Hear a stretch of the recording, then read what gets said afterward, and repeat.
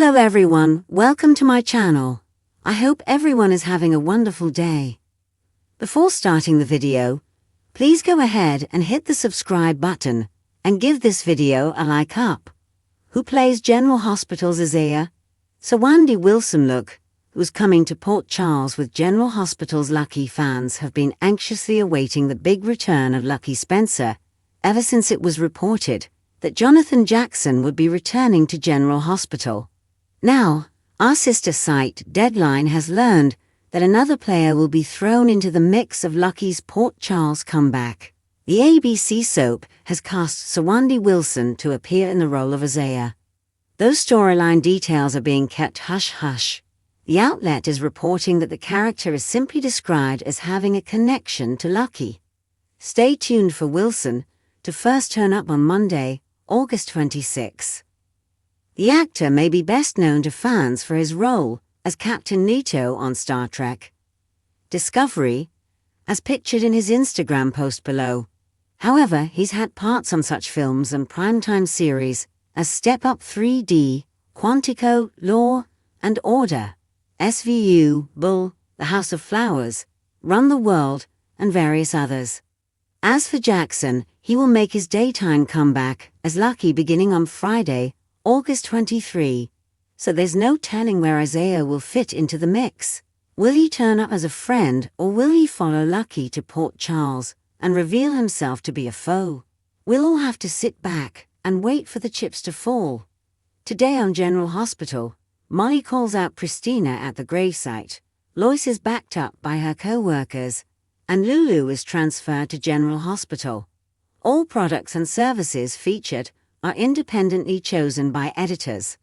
However, Soaps.com may receive a commission on orders placed through its retail links, and the retailer may receive certain auditable data for accounting purposes.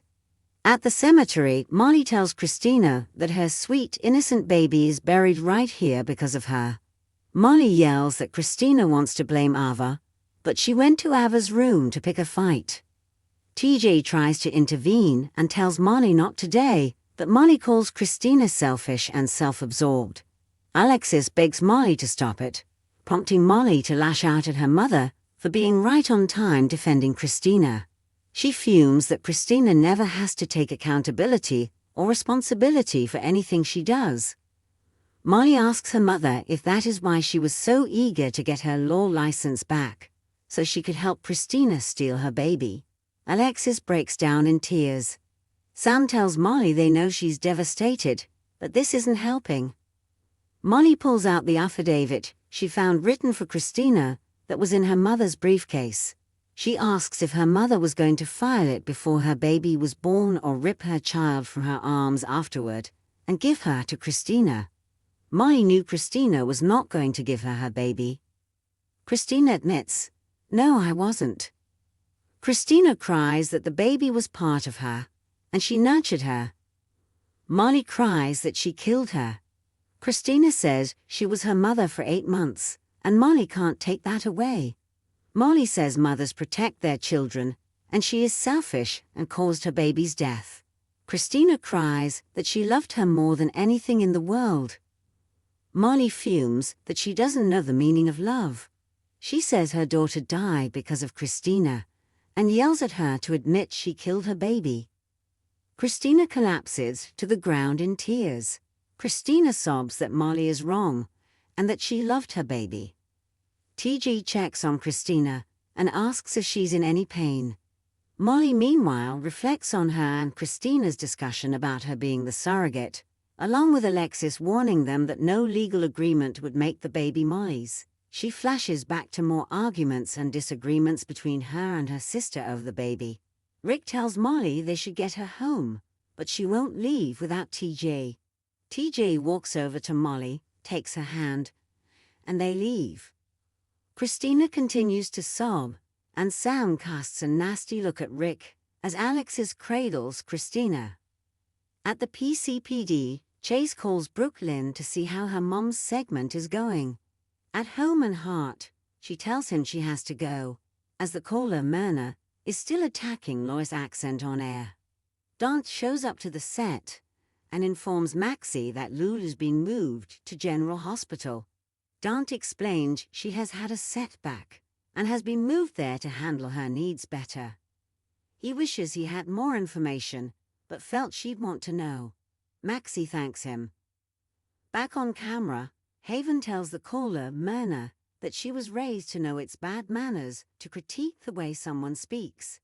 Haven tells their audience that they at home and heart encourage everyone to use their voice and leave it to deception help them with their skin.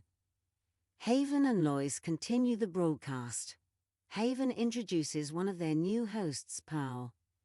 Pearl reveals a new line of vegan handbags that will be available in the next segment. Later, Haven tells Lois she was fantastic and is a natural.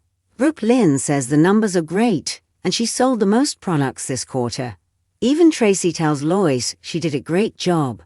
Privately, Lois asks her daughter to be honest with her. Is her accent unbearable? Brooke Lynn tells her the numbers don't lie, and she was a hit. Tracy and Haven join them. Haven agrees that Lois was a hit, and so does social media. Haven wants to book her next appearance and make this a regular thing. Tracy suggests they not inflate Lois' ego anymore, and they should head home. Tracy says they'll set up a call to book their next appearance. At the hospital, Liz takes care of Lulu when Laura arrives. She asks how her daughter is. They step out, and Liz explains that Lulu is stable, but her liver is still failing. They don't know why this is happening, and tests are being run. Liz says she's doing everything she can to keep her comfortable. The nurse assures her that Lulu is in good hands here, and that they will get her through this. Laura knows what people must think about the situation. It's hopeless, and she should let her daughter go. However, she knows Lulu is a fighter, and they need to give her every opportunity to come back to them. Maxie arrives at the hospital and speaks to Liz about Lulu. Liz tells her what she can about Lulu and encourages her to sit with and talk to her friend. She says many people who come out of comas recall what people said to them when they visited. Dante returns to the station, and Chase asks about the funeral. Dante says it was a mess, and nothing can be said or done to help anyone. Chase asks why he's not with his family today. Dante explains he got some unexpected news and needs to bury himself in work. Chase offers to listen. Dante says it's Lulu. She's been taken to General Hospital and has taken a turn for the worse. Chase asks if Rocco knows, and Dante says he does. Chase asks Dante how he's doing, knowing Lulu could be slipping away.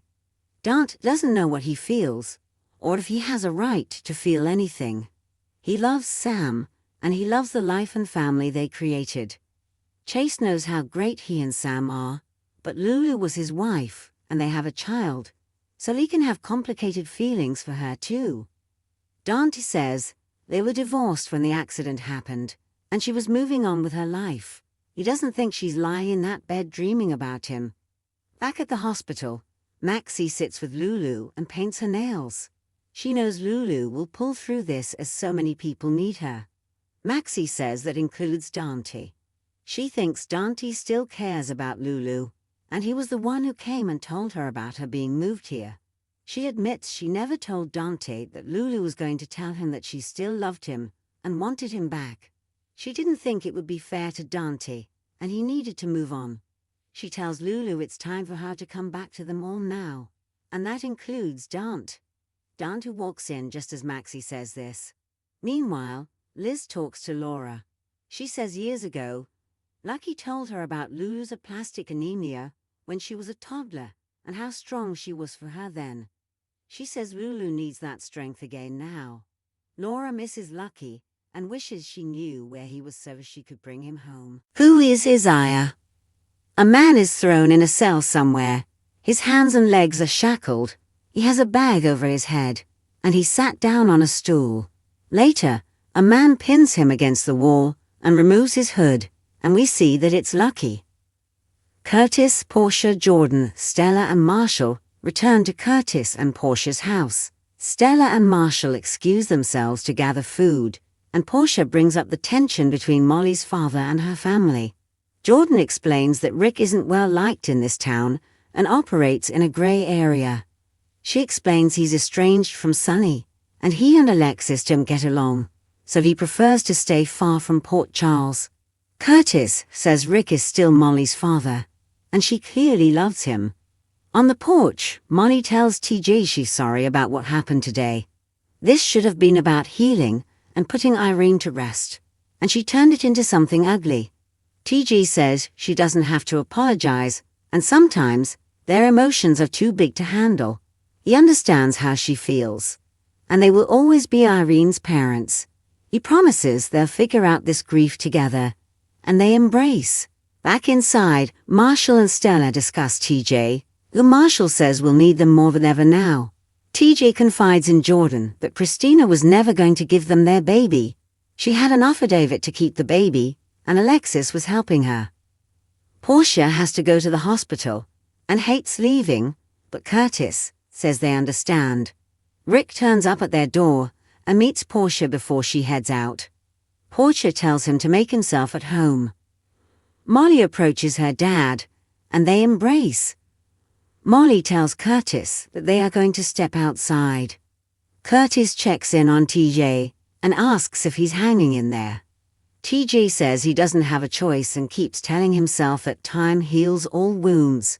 Jordan says they are all here to lift him and Molly up. TJ says he's grateful for them. TJ decides to check on Stella and Marshall. Alone, Jordan tells Curtis that Christina and Alexis were planning to steal TJ's child. She says Christina and Alexis had an affidavit all drawn up and ready to file.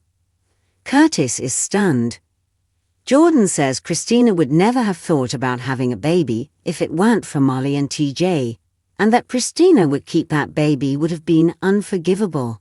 She also says that the child was TJ's child, and she would have given Christina and Alexis the fight of their life if that baby survived. On the patio, Molly thanks her dad for coming, even though she knows he hates being in Port Charles. He says he'll always be here when she needs him. Molly is drained, and she feels like she has fought a war. He thinks she won, but she says there are no victors here. Her relationship with Christina is in pieces, and Mom is taking Christina's side as usual. Rick tells her that he's proud of her for standing up for herself and her child. Molly knows that Sam and Alexis will gang up on her to try to forgive Christina, but she never will forgive her. It's Christina's fault that her baby is dead. Alexis takes Christina home and makes her daughter comfortable on the couch. She tries to make Christina see that Molly is grieving too. Christina says that doesn't give Molly the right to blame her for her baby's death. Alexis reminds her that she's named after her sister Christina, who she was often at odds with, but she misses her dearly. She tells Christina that she and Molly have to find a way to work through this.